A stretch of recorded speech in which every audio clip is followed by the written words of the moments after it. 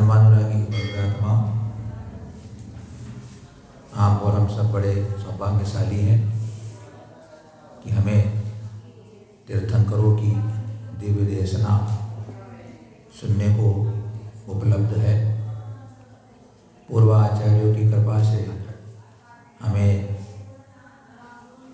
पुरुषार्थ सिद्धि ग्रंथ के माध्यम से अपनी आत्मा की विशुद्धि, अपने अंदर के अज्ञान को दूर करने का अपन यहाँ प्रयास और पुरुषार्थ कर रहे हैं। आज से भाद्र पक्ष प्रारंभ हो गया है। 12 महीनों में अगर सबसे अधिक पवित्र कोई महीना माना जाता है तो भाद्र पक्ष माना जाता है।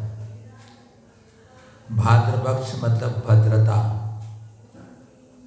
अर्थात भाद्र पक्ष में इतने व्रत आते हैं, इतने त्योहार आते हैं, इतने व्रत आते हैं कि वह पूरा महीना ही पवित्र माना जाता है। आज से 16 कारण जो व्रत होता है उसकी भी शुरुआत आज से हो गई है। जो व्रत करते हैं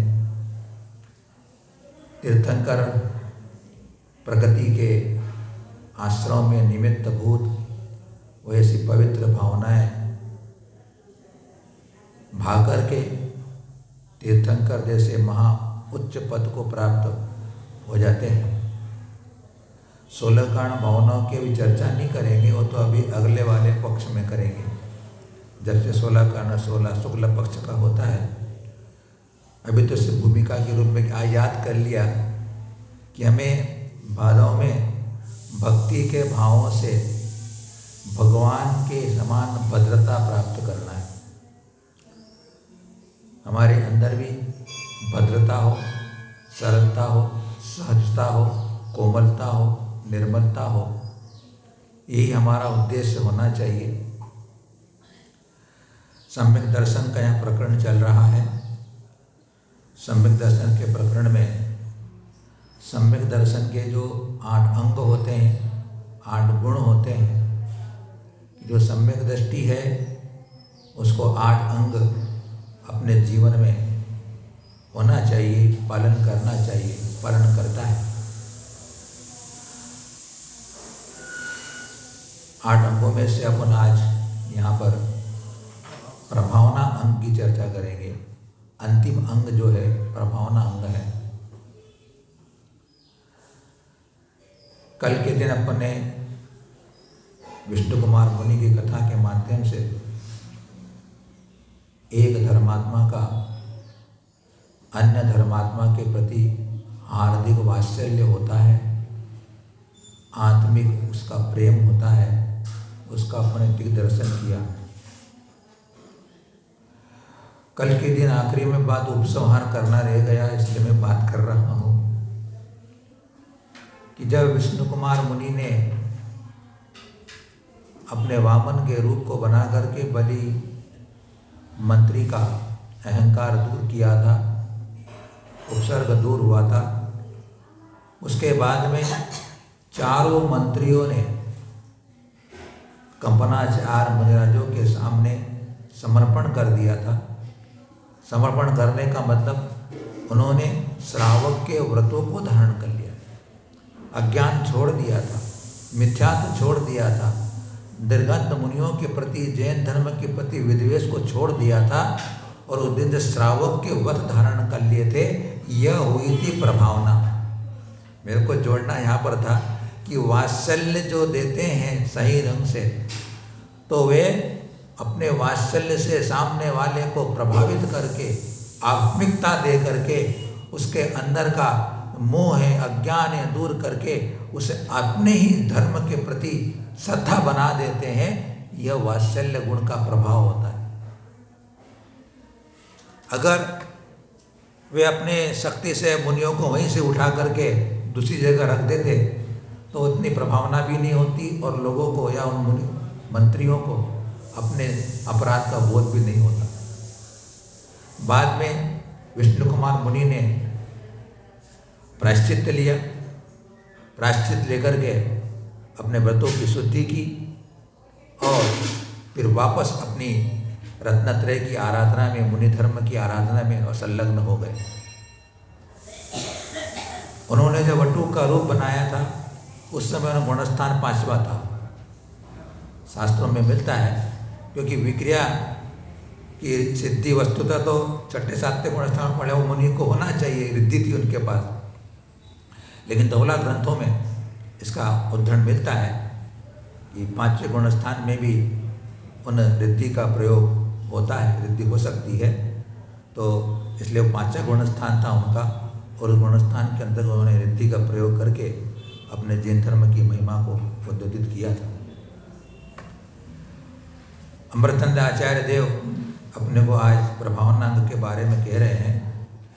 आत्मा प्रभावनीयो रत्नत्रय तेजसा सततमेव दान तपोजिन पूजा विद्यादितयैश्च जिन धर्म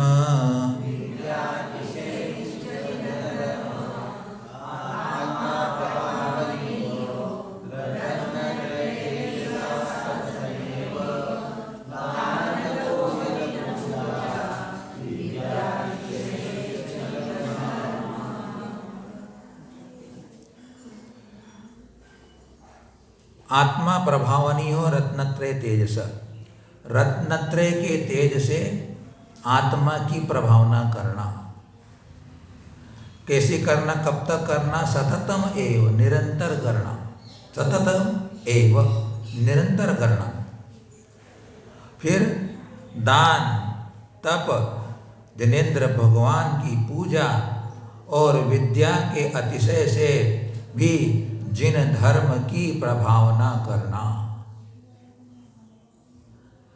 रत्नत्रय के तेज से, रत्नत्रय की विशुद्धि से अपनी आत्मा की प्रभावना करना, और दान, तप, जिन पूजा और विद्या के अतिशय इनके द्वारा जिन धर्म की प्रभावना करना। इस कारिका के माध्यम से अमृतचंद आचार्य भगवंत देव आत्मा की प्रभावना करना, यह निश्चय प्रभावना, और जिन धर्म की प्रभावना करना यह व्यवहार प्रभावना, क्योंकि इनकी विधा है कि निश्चय और व्यवहार दोनों को लेकर बात करते हैं। आत्मा की प्रभावना करने के लिए अपने अंदर जो सम्यक दर्शन, सम्यक ज्ञान, सम्यक चारित्र रूपी रत्न है, उन सबको निर्दोष रीति से पालन करना, अतिचार रहित पालन करना, उत्कृष्ट चर्या के द्वारा अपने उन रत्नों को अपने अंदर भावना, उनकी भावना करना, जिससे कि अपनी आत्मा स्वतः स्वयं ही प्रभावित हो जाए। आत्मा के अंदर 3 विशिष्ट गुण हैं, और आत्मा उन 3 गुण रूपी है। अगर आत्मा को जानना हो, 3 रूपी है। अपने सम्यक दर्शन को इतना अटल, निश्चल, निर्दोष रखे जिससे कि अपने उस सम्यक दर्शन के देख करके दूसरा व्यक्ति भी प्रभावित हो जाए।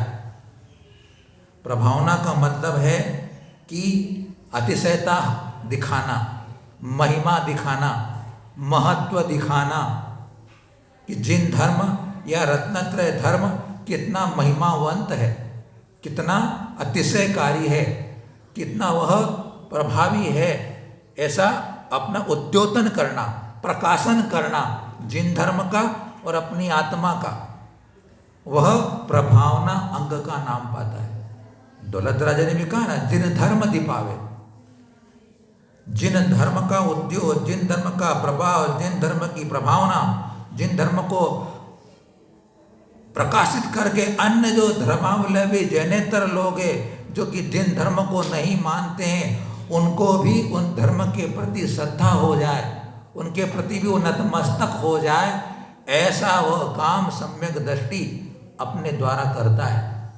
इसलिए वह प्रभावना अंग का धारक होता है।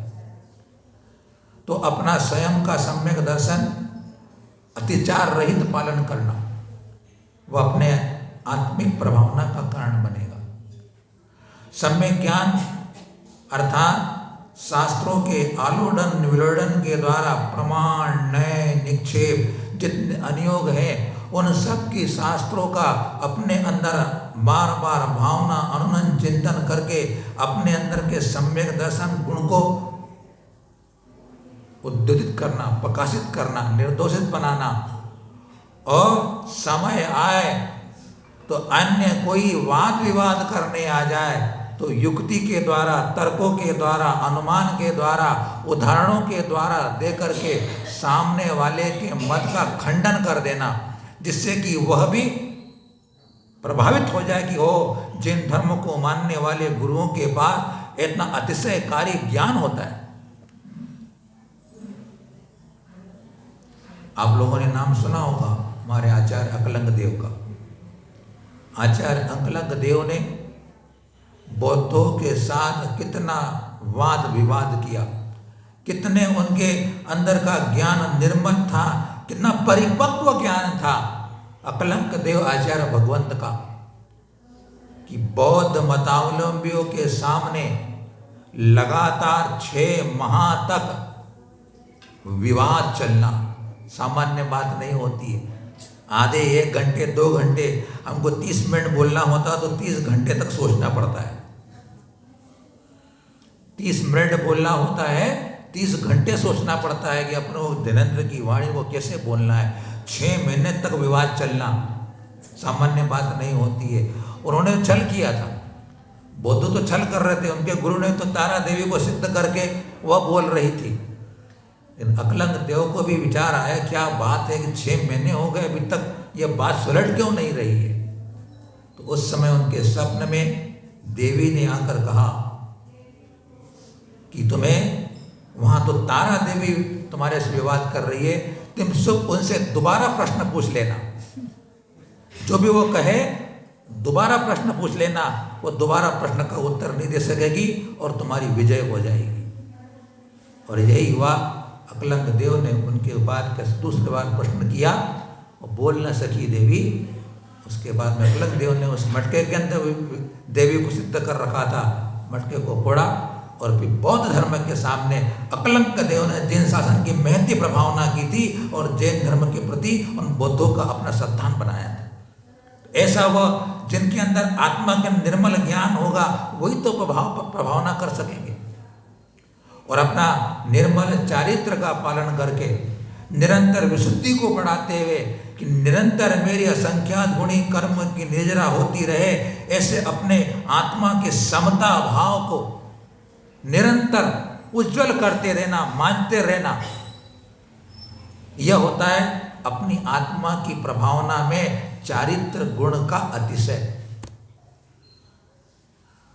इन रत्नत्रय की प्रभावना अपनी आत्मा की प्रभावना है। हमको किसी को बोलना नहीं है, किसी को करना नहीं है, भीड़ इकट्ठी नहीं करना है। आचार्य भगवंत कहते हैं तुम्हें भीड़ इकट्ठी करने की जरूरत नहीं है। अगर तूने अपने रत्नत्रय का निर्दोष रीति से, सम्यक रीति से, जनागम की आज्ञा के अनुसार अगर तूने पालन कर लिया है और पालन कर रहा है तो स्वतः ही सारे अन्य लोग अब आपके उस तेज से अपने आप प्रभावित हो जाएंगे, तुझे बोलने की जरूरत नहीं पड़ेगी। आत्मा की प्रभावना का यह अर्थ होता है कि दर्पण जो होता है ना, दर्पण स्वयं ही स्वच्छ होता है, निर्मल होता है, चमकदार होता है। उसको किसी को बुलाना नहीं पड़ता है कि तुम मेरे आपास आकर के तो अपना मुखड़ा देख। वो चमकीला दर्पण ही स्वतः ही सामने वाले व्यक्ति को अपनी ओर खींच लेता है कि अपना चेहरा देखने के उसके पास चला जाता है। ऐसे ही जिसने अपनी आत्मा को निर्मल बना लिया है, स्वानुभूति के द्वारा, अपने संवेदन ज्ञान के द्वारा, अपने शुद्ध आत्मा की बार बार भावना करता हुआ, शुद्ध आत्मा को स्पर्श करता हुआ वह निरत रहता है अपनी आत्मा में रत्नत्रय के माध्यम से, तो सुनिश्चित है उसके पास आने वाला स्वयं ही प्रभावित हो जाता है। यह होती है आत्म प्रभावना। अपने आप के जीवन को उज्जवल बना लो, अपने आप को स्वच्छ बना लो, अपने को किसी को बोलने की जरूरत नहीं है। हीरा नहीं बोलता है कि मैं कीमती हूं, हीरा रत्न नहीं बोलते कि मैं कीमती हूं, मेरी कीमत लगाओ। रत्न अपने आप कीमती होते हैं, लोग उसकी कीमत लगाते हैं। क्योंकि कभी कभी ऐसा होता है कि किसी संत की सभा में अगर 10-20 हजार लोग बैठते हैं तो बोले बहुत प्रभावी संत है, बोले। कभी कभी ऐसा होता है कि किसी संत की सभा में 10-20 हजार लोग बैठे हुए प्रवचन में तो बहुत प्रभावी साधु है। कभी कभी ऐसा सोचने में आता है। और किसी साधु की सभा में ज्यादा लोग नहीं बैठे, बोले कोई भीड़ ही नहीं थी, बोले क्या बोलते, कोई सुनने ही नहीं आता, बोले। तो भैया सुनने वाले से अगर तूने तुलना की है तो तू अभी किसी प्रकार की चोट खा सकता है। चुनने से अगर सभा में भीड़ है और बहुत प्रभावना नहीं हो रही है, यह प्रभावना अंग नहीं होता है। किसी दूसरे को प्रभावित करने के लिए संत प्रभावना अपने धर्मों को नहीं धारण करता है। मुझे तो अपना आत्म कल्याण करना है, उस आत्म कल्याण के करते हुए दूसरों का कल्याण हो जाए, उसे अच्छा लगता है, उसे अच्छा लगता है। क्योंकि कुंद स्वामी जी कह रहे हैं, या जैसनाचार्य कह रहे हैं, ख्याति, लाभ, पूजा, प्रतिष्ठा, निदान, बंध आदि जो पंच परावर्तन के कारणभूत शत्रु है, उन शत्रुओं का नाश करने के लिए हे ज्ञानी तू अपने ससंवेदन वीतराग ससंवेदन ज्ञान के रथ पर आरूढ़ हो जा और तू समता रूपी सारथी को बना और तू निर्मल ध्यान के रूप खड़क के द्वारा उन सब शत्रुओं का नाश कर दे। यह होती है शुद्ध निश्चय से आत्म प्रभावना। सिर्फ अपने ज्ञान का संवेदन ससंवेदन ज्ञान करने से स्वतः ही अपनी आत्मा प्रभावित हो जाती है। फिर वह आत्मा उस प्रभाव से सारे कर्म भागने लग जाते हैं, कर्म भाग जाते हैं, वह आत्मा परिशुद्ध हो जाती है। इसलिए अपनचंद आचार्य कहते हैं, अपनी आत्मा को प्रभावित करो रत्नत्रय के तेज से। मेरा आत्मा का धर्म ही है रत्नत्रय, मुझे धर्म की प्रभावना करना है। मेरा धर्म निर्मल है, धर्म की प्रभावना होने वाली है। जो आत्म साधक होते हैं उनको बाहर का प्रलोभन, बाहर का दिखावा उन्हें प्रिय नहीं होता है। वो अंतर्मुख होते हैं, अंतर्दृष्टि वाले होते हैं। उन्हें अपने अंदर आत्मा प्रिय होती है। वो अपनी आत्मा को ही अपना इष्ट समझ करके उसकी आराधना करते हैं कि निज का परमात्मा मेरे पास है। उसको वो निहारते हैं, उसका संवेदन करते हैं, उसका स्पर्श करते हैं। तो अपने आप साधर्मी जन भी, दूसरा भी उस रत्नत्रयधारी मुनि को देखकर अन्य मुनि भी सोचता है कि मेरी भी ऐसी चर्या हो, मेरा भी ऐसा आचरण हो, ऐसा उसका भाव बन जाता है। यह होती है सच्ची प्रभावना।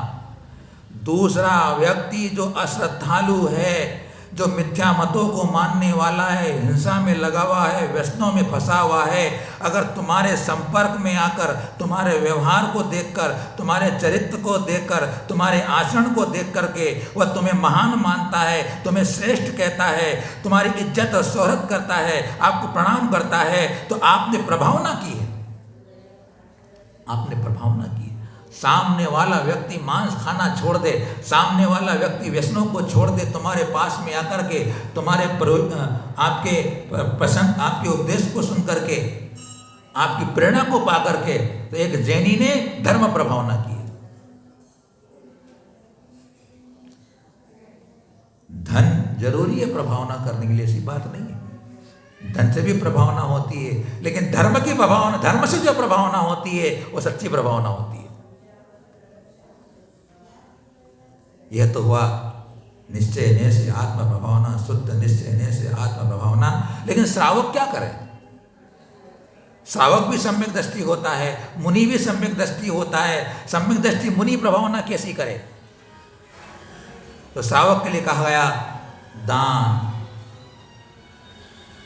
परोपकार की भावना रख करके बिना नाम के वह बड़े बड़े दानों को करता है।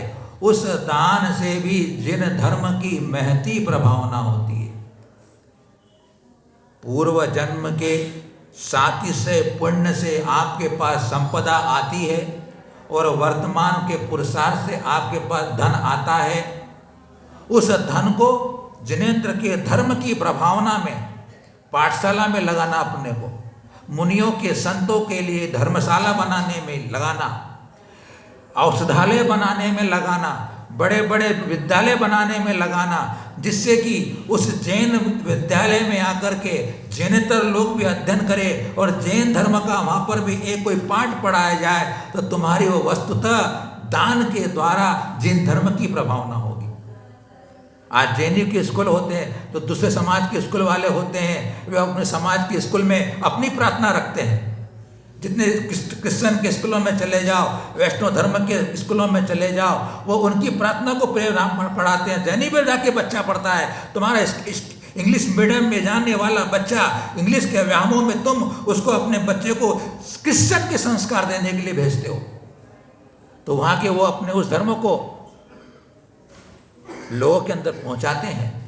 अगर तुम्हारा भी अगर जैनियों का अगर कोई अच्छा बड़ा स्कूल होगा, तुम वहाँ अपने जैनियों के बच्चे भी आएंगे, दूसरे बच्चे भी आएंगे, और तुम उन्हें जैन धर्म की उनको भी एक प्रार्थना सिखाओगे, तो बंधुओं तुम्हारी इस प्रार्थना से न जाने कितने जीवों के बदल जाएंगे भाव। आपकी प्रार्थना में बहुत ताकत है। प्रार्थना बहुत पावरफुल होती है। प्रार्थना आत्मा की आवाज होती है। प्रार्थना आत्मा की आवाज होती भैया। तो प्रार्थना से हमारा पास आने वाला व्यक्ति भी जैन धर्म को माने, जैन धर्म को स्वीकार करे, तो प्रभावना होती है। हरिसेन राजा का नाम बहुत प्रसिद्ध है शास्त्रों के अंदर। उसने वप्रा नाम की माता के लिए अनेक जगह बड़े बड़े विशाल मंदिरों का निर्माण कराया। आपके मंदिर बने, उसमें ऐसा मंदिर बने कि लोग देखने के लिए आए। आपके मंदिर ऐसे शोभायमान हो, ऐसे उसके अंदर वैभव बने हुए हों, जिसको देखने के लिए अन्य लोग भी आए। जैन धर्म ऐसा महान होता है। चामुंड राय का नाम सुना होगा आप लोगों ने। चामुंड राय सेनापति थे।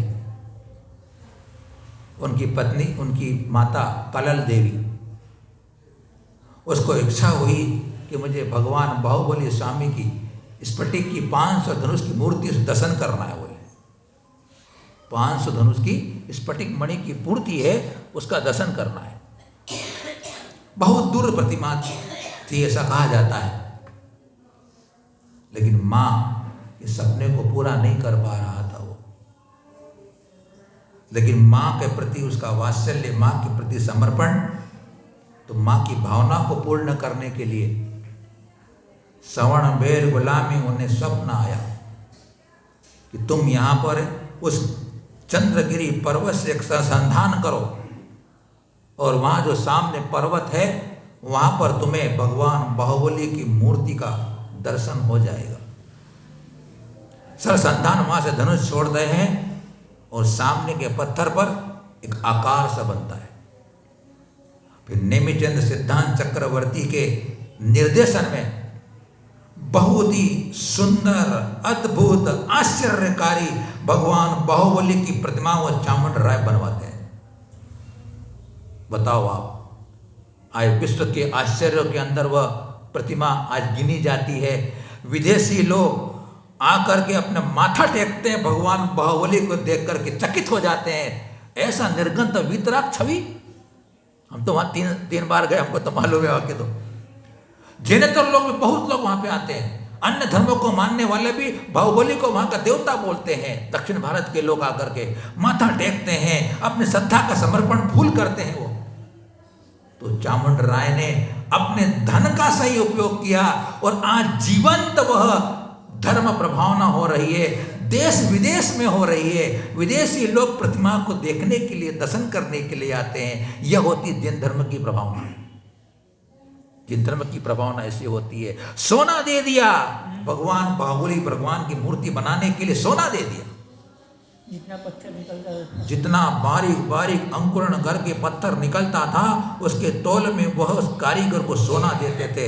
उस कारीगर ने भी कैसी अपनी भक्ति लगाई, कैसी अपनी जान दी कि मूर्ति को लगतो कि माने कि साक्षात बाहुबली भगवान खड़े हुए हो। जाके एक बार श्रद्धा के दर्शन करके तो देखो, हृदय में उतर जाते भगवान बाहुबली स्वामी। क्यों दौड़ के जाते लोग? बाहुबली भगवान को भजन करने के लिए। यह थी जैन धर्म की प्रभावना।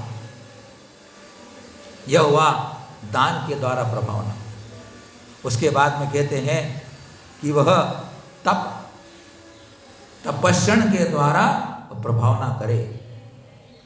बड़े बड़े व्रत होते हैं, 16 कांड व्रत है, 10 लक्षण धर्म है, जिनगुण संपत्ति व्रत है। और अगर तप की चर्चा करें तो आचार्य प्रवर शांति सागर जी महाराज अग्रणी है वर्तमान काल में। आचार्य प्रवर शांति सागर जी महाराज तपो के निधि थे, तपो के सागर थे। 10,000 से कुछ अधिक उपास कर लेना अपने जीवन काल के अंदर। बताइए आप 32 साल के तपस्या जीवन में 25 वर्ष 26 वर्ष के तपस्या निकल गए, 27 वर्ष को उनकी तपस्या निकल गई उनकी। बताइए 27 वर्ष के उपास जीवन में कर लिए। और बंधुओं, जब उत्तर भारत में गए आचार्य प्रवर शांति सागर जी महाराज, कटनी में उनको नहीं कह दिया कि तुम चातुर्मास नहीं कर सकते, क्योंकि उस समय लोगों की धारणा थी कि मुनि नहीं होते। वहां के बड़े बड़े विद्वान उन्होंने विरोध कर दिया कि हम चातुर्मास नहीं करा सकते आपका। लेकिन विद्वानों ने कहा पहले हम परीक्षा करेंगे इनकी। देखो आप, जगन मोहन शास्त्री जैसे बड़े बड़े विद्वान हुए, आचार्य शांति सागर की छुप छुप के उन्होंने पहले परीक्षा ली कि ये वास्तव में दिगंबर साधु है कि नहीं है, वास्तव में अपने कर्तव्यों का पालन करते हैं कि नहीं है। छुप छुप के उनकी तलाश की उनकी। लेकिन खरे उतरे आचार्य शांति सागर जी महाराज, और उसी कटनी समाज ने उनका चातुर्मास बड़े शान के साथ कराया, और इतिहास में उसका नाम लिखा हुआ है, कटनी चातुर्मास, उत्तर भारत का पहला चातुर्मास। बंधुओं, ये अपने तप की तेजस्वा थी कि जो मुनि को नहीं मानते थे वो मुनि के सामने नतमस्तक हो गए। परीक्षा करने के बाद खरे उतरे आचार्य शांति सागर जी महाराज। श्री निष्कत व्रत ललितपुर के अंदर, श्री निष्कित व्रत किया ललितपुर के अंदर। सारे समाज चकित हो गए कि आज के समय में भी इतने बड़े बड़े तप किए जा सकते हैं। विचार करने की बात है। 400 कुछ उपास करना होता उसके अंदर। ऐसे उपास करके उन्होंने तपस्या के द्वारा जिन धर्म की महती प्रभावना की उन्होंने। जिन पूजा, बड़े बड़े विधान कराना, समोसरण विधान है, सिद्ध चक्र विधान है, कल्पद्रु विधान है। ऐसे बड़े बड़े विधान जब पूरे समाज मिलकर के एक साथ धर्म की आराधना करती है, तो उस आराधना को देखकर अन्य लोग बोलते हैं कि देखो जिन धर्म कितना महान है, उनके श्रद्धालु देखो कितने ठाठ के साथ, पाठ के साथ, कितने नाच गाने के साथ, पूरी भक्ति के साथ, कितने वैभव के साथ उनके भगवान की आराधना करते हैं। ऐसे उनके उस पूजाओं को देख करके, और जब पूजा पूर्ण हो जाती है तो जिनेंद्र भगवान को रथ में विराजमान करके, पालकी में विराजमान करके, गाजे बाजे के साथ, जय जयकारों के साथ पूरी समाज एक साथ निकलती है, तो देखने वाले सड़क पर खड़े हो जाते हैं कि क्या हो रहा है, क्या इनके पास दिशा है, क्या इनकी महिमा है। ऐसे देखने से, जिनेंद्र भगवान की मूर्ति को देखने से बाहर मिथ्या दृष्टि जीव को सम्यक दर्शन हो जाता है। क्यों निकालते हैं अपन रथ, क्यों निकालते हैं पालकी, क्यों निकालते हैं गुरु को अपन गाजे बाजे के साथ। अरे उन जिनेंद्र भगवान की रथ में बैठी हुई प्रतिमा को देख करके, चिन्हबिंब को देख करके जिसका सही योग आ रहा हो, उसको सम्यक दर्शन की प्राप्ति हो जाती है। और जिन्हें सम्यक दर्शन प्राप्त कर लिया उसने जैन धर्म की प्रभावना की। तो वह जिन पूजा के द्वारा, फिर विद्या के अतिशय के द्वारा, मंत्र तंत्र विद्याओं के द्वारा जिन धर्म का प्रभाव फैलाना, जिन धर्म का अतिशय दिखलाना, जिन धर्म श्रेष्ठ है। आपने नाम सुना होगा अक्कीवाट के विद्यासागर। अक्कीवाट के विद्यासागर कर्नाटक में है, सांगली जिले में पड़ते हैं। लगभग वो 500-600 साल पुरानी बात होगी, वो 500 साल पुरानी बात होगी। अकबर राजा तब राज्य करते थे दिल्ली में, उस समय की घटना है। अकबर राजा ने ऐलान कर दिया जैनियों के लिए कि अगर तुम्हारा कोई संत या कोई विद्वान यहाँ आकर हमारे इन विद्वानों से विवाद करे और कोई अतिशय दिखाए, तो ये जो दिल्ली का लाल मंदिर है वो तुम्हारा सुरक्षित रहेगा, अन्यथा यह दिल्ली का लाल मंदिर मस्जिद बना दिया जाएगा।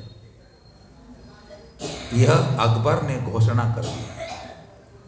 दिल्ली के समाज वाले भयभीत हो गए कि हमारे पास कोई विद्वान नहीं, कोई संत नहीं जो उनसे वाद विवाद कर सके, चमत्कार दिखा सके, हमारे पास कौन नहीं है। अगर हम कुछ नहीं कर पाएंगे तो इतना विशाल लाल मंदिर लाल किले के सामने है, मेन जगह बना हुआ है मंदिर अपना, दिल्ली की शान है जैनियों की। वह मालूम पड़ा कि दक्षिण भारत में एक विद्यासागर नाम के मुनिराज हैं, बहुत ही विद्याओं के जानकार हैं, मंत्र तंत्र को जानने वाले हैं। दिल्ली और इधर कर्नाटक उधर एरोप्लेन नहीं चलते थे, उस टाइम प्लेन नहीं चलते थे। श्रावक लोगों ने बात तो घोषणा कर दी, तो अकबर बादशाह को कहा जैनियों ने हमें 6 महीने की मोहलत दी जाए, हमें 6 महीने की मोहलत दी जाए, हम हमारा जैन धर्म का अतिशय और वाद विवाद कराएंगे। हम उनको मालूम पड़ गया था इधर, क्योंकि वहाँ से दिल्ली से आने के लिए समय लगता था। तो वहाँ के सब श्रावक यहाँ अक्कीवाट या महाराष्ट्र कोल्हापुर में थे उस टाइम, वो कोल्हापुर में वो महाराज के पास गए, नमोस्तु निवेदन किया, ऐसी ऐसी बात है। बोले विद्यासागर जी मुनिराज ने सहज कह दिया कोई बात नहीं, बैठ जाओ। बोले बहुत इजी कह दिया, बैठ जाओ। बैठ गए। 1 दिन हो गया, 2 दिन हो गया, महीना निकल गया, महाराज कोई एक्शन ही नहीं ले रहे। वहां हमको जाना है, 6 महीने में वो पूरा करना है, अपने को बात को पूरी करना है, अगर नहीं पहुंच पाएंगे तो क्या होगा। महाराज बेटे आप शांति रखो, बैठे रहो, कुछ नहीं होगा। 2 महीने 4 महीने निकल गए, 6 महीने निकलने को होने आ गए, म्याद पूरी होने की आई। उस दिन महाराज ने कहा चिंता मत करो, आओ मेरे तख्ते पे बैठो। बोले महाराज जिस तख्ते पे बैठे थे उन श्रावकों को बोला आओ तख्ते पे बैठो, और महाराज ने अपनी विद्या के प्रभाव से उन सबको ऊपर आकाश में उठा करके वो उस आकाश की सैर कराते हुए सुबह सुबह दिल्ली के उस लाल मंदिर के सामने पहुंच गए। एक रात के अंदर उस विद्या के बल से चले गए बंधुओं। और फिर वहां जाकर के जब सारे वाद विवाद की सब तैयारी होने लगी, तो अकबर ने एक गंदे पदार्थों का नजराना भेजा मुनिराज के सामने। गंदे पदार्थ का नजराना, क्योंकि मुसलमानों में नजराना भेजा जाता है ना। तो मुनिराज को अपने उस मंत्र तंत्र विद्या के द्वारा मालूम पड़ गया। उन्होंने कहा हाथ भी लगाया नहीं, कह दिया ठीक है ये अकबर को जाके दे दो। अकबर ने उघाड़ा तो फूलों का ढेर था बंधु, गंदा पदार्थ फूलों का ढेर बदल गया था उनके उस विद्या के अतिशय के द्वारा।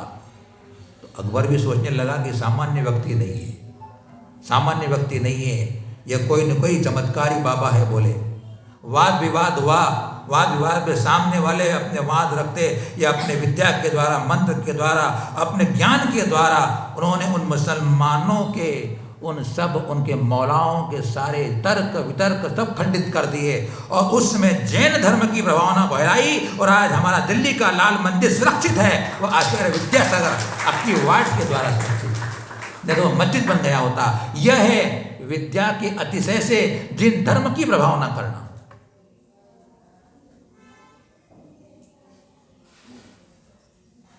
अक्कीवाट विद्यासागर के बहुत शिष्य थे। उन शिष्यों में एक शिष्य था, ब्राह्मणों का मित्र था। वो मित्र ब्राह्मण आपके में चर्चा कर रहे थे, तुम क्या जानते हो, तुम्हारे शास्त्रों में कुछ नहीं जानते, विद्या ज्योतिष वगैरह कुछ जानती नहीं, तुम बोले आज क्या है, बोले बताओ। तो अपने जैनी श्रावक ने बोल दिया कि आज पूर्णिमा है, बोले आज पूर्णिमा है। अब वो आकर के कुछ जो चर्चा होती थी वो महाराज को बता दिया। तो महाराज ने कहा भैया तूने कह तो दिया है, लेकिन आज तो अमावस्या का दिन है, अगर आज पूर्णिमा नहीं निकली तो तुम्हारा भी और मेरा भी सबका अवमान हो जाएगा। बोले कोई बात नहीं, चिंता मत करो, बोले शाम होने दो, सब ठीक हो जाएगा। उन्होंने थाली ली, थाली में मंत्र लिखा, मंत्र लिख करके थाली को आकाश में छोड़ दिया। बंधुओं, उस दिन रात को सब लोगों को पूर्णिमा का रात दिखाई दिया। सब लोग पूर्णिमा देख रहे हैं, चांद पूरा निकला हुआ है विद्या के बल से। उस दिन पूर्णिमा दिखा दिया, अमावस्या के दिन को। बंधुओं, जब इसे समझ में आता है कि कृष्ण पक्ष शुक्ल पक्ष में अंतर पड़ता है, उत्तर भारत दक्षिण भारत में।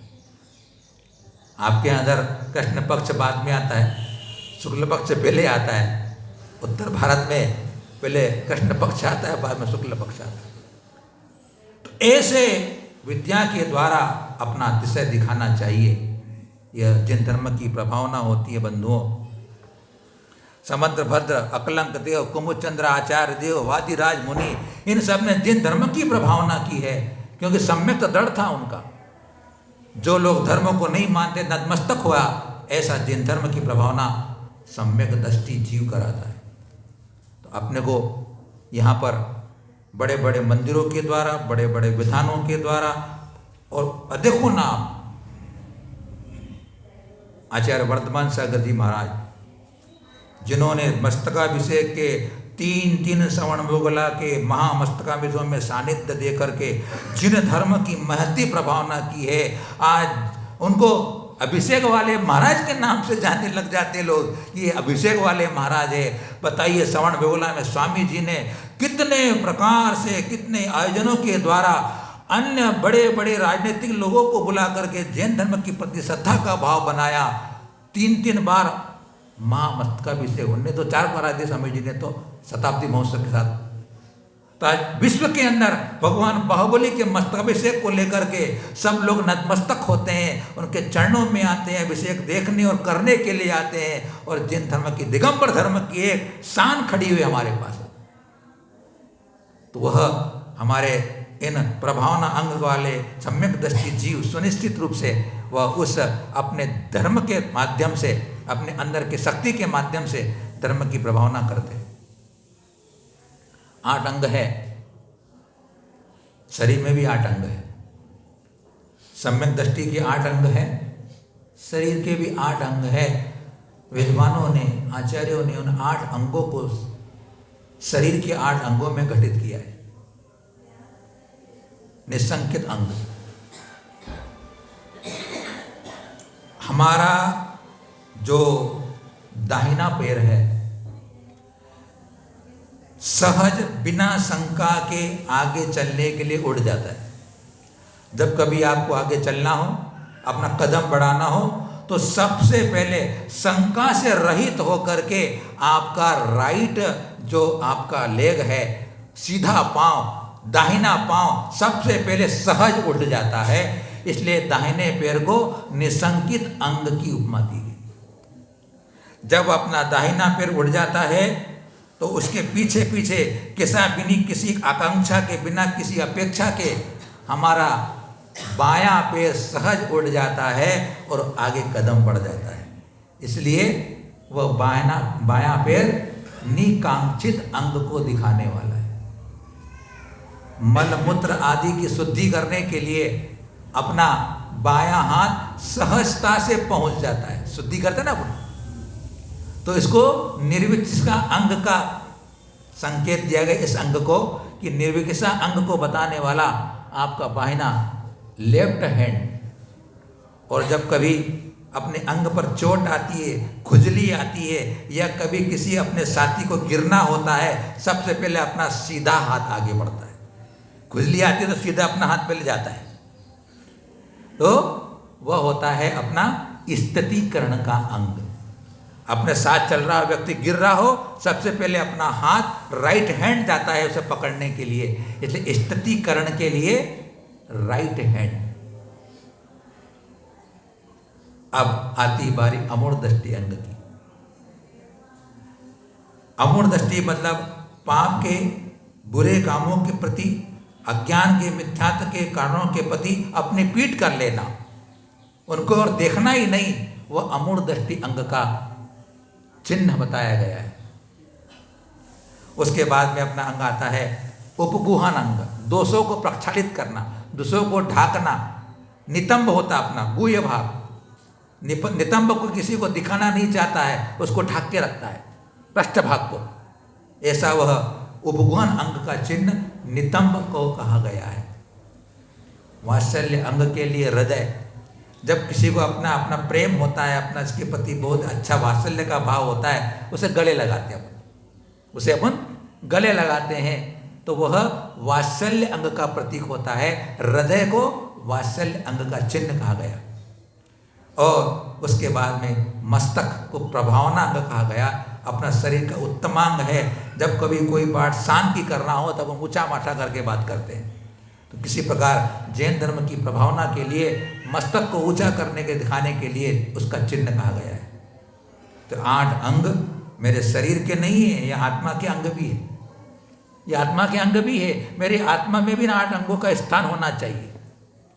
हो सकता है कर्मोदय से या किसी प्रकार की परिस्थिति को लेकर अतिचार लग सकता है, सम्यक दृष्टि को 8 अंग तो होना ही चाहिए, नहीं हो तो किसी प्रकार एक तो कमी हो सकती है, लेकिन 8 अंग सम्यक दृष्टि के होते हैं।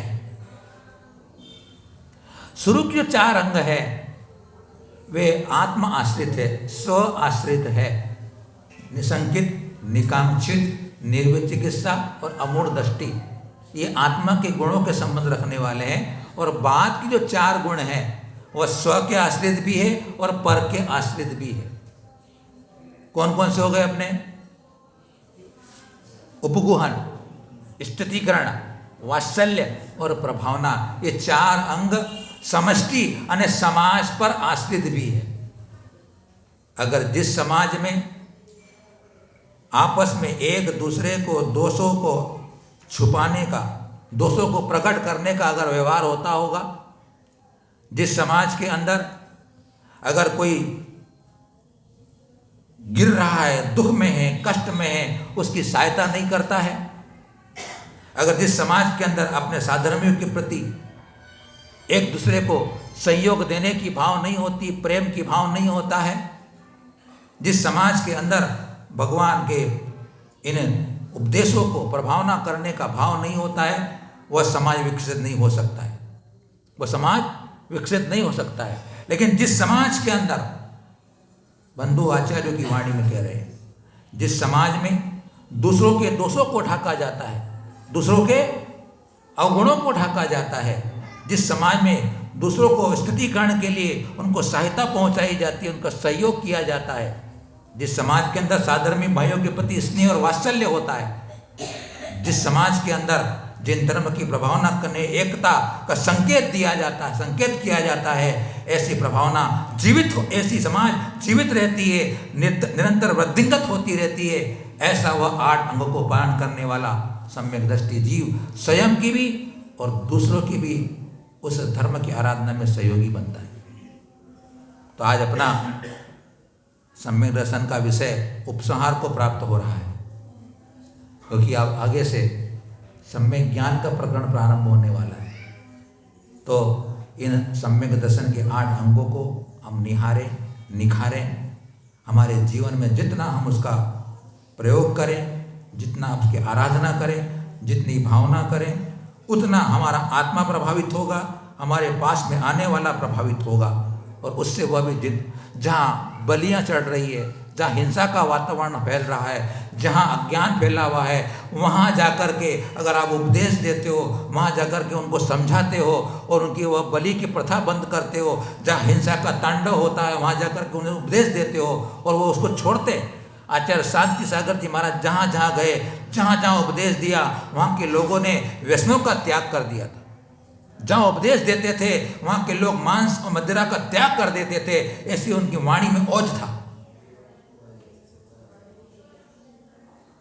हमारे गुरुदेव तो कहते हैं कि प्रभावना तो वो होगी कि जहाँ साधु नहीं जाते, जहाँ की समाज अनपढ़ है, जहाँ वो धर्म नहीं जानते हैं, उस एरिया में जाना, उस क्षेत्र में जाना और वहाँ के लोगों को सिखाना, बताना, ज्ञान देना, जिससे कि वो भी धर्म को सीखे, धर्म को करे और वो अपने धर्म को अपना करके अपने जीवन को अपना जीवन में उसका विकास करे, तो वह प्रभावना होती है।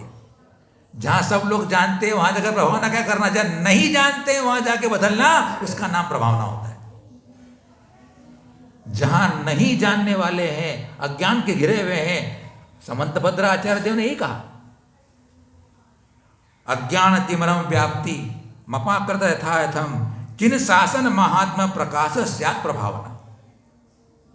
जिनके अंदर तत्व के संबंध में अज्ञान का भरा हुआ है, जो मिथ्या मतों को मानने वाले हैं, मिथ्या मतों का जहाँ प्रभाव है, जो सच्चे देव साय गुरु के संबंध में नहीं यथार्थ जानते हैं, उनको सच्चे देव साय गुरु का सही स्वरूप बता करके उनके अंदर धर्म की, सच्चे देव साय गुरु की श्रद्धा बना देना, उसका नाम प्रभावना होता है। तो बंधुओं, यह सम्यक दर्शन श्रेष्ठ है, सर्वोपरि है। इसके बिना न सम्यक ज्ञान होता है, न इसके बिना सम्यक चारित्र होता है। इससे रहित कितना भी तपस्या करें, कितना भी हमारे पास ज्ञान हो, कार्यकारी नहीं होता है। जिन भावना, सम्यक्त भावना, आत्म भावना, यही हमारे लिए आत्मा का चिंतन, आत्मा का मनन, वो आत्मा का मनन चिंतन ही मेरे सम्यक्त को विशुद्ध करने वाला होगा। उसकी अपन चिंतन करें, उसकी भावना करें, तो हमारा सम्यक दर्शन निर्मल होगा, अंग निर्मल होंगे, हमारा संसार परिभ्रमण नाश को प्राप्त हो जाएगा और बहुत जल्दी सिद्धालय की उन अवगाहनों में हम शामिल हो जाएंगे। सिद्धों की हम जो जमात है उसमें शामिल हो जाएंगे। आप सबके लिए शुभकामनाएं, शुभ आशीर्वाद है। आप सबने बड़े धैर्य और बड़ी भक्ति से इस सम्मेलन के अंगों को सुना है। आप सब अभिभूत हैं। आप सबका हित हो, आप सबका कल्याण हो, सबको क्षमा, सबसे क्षमा।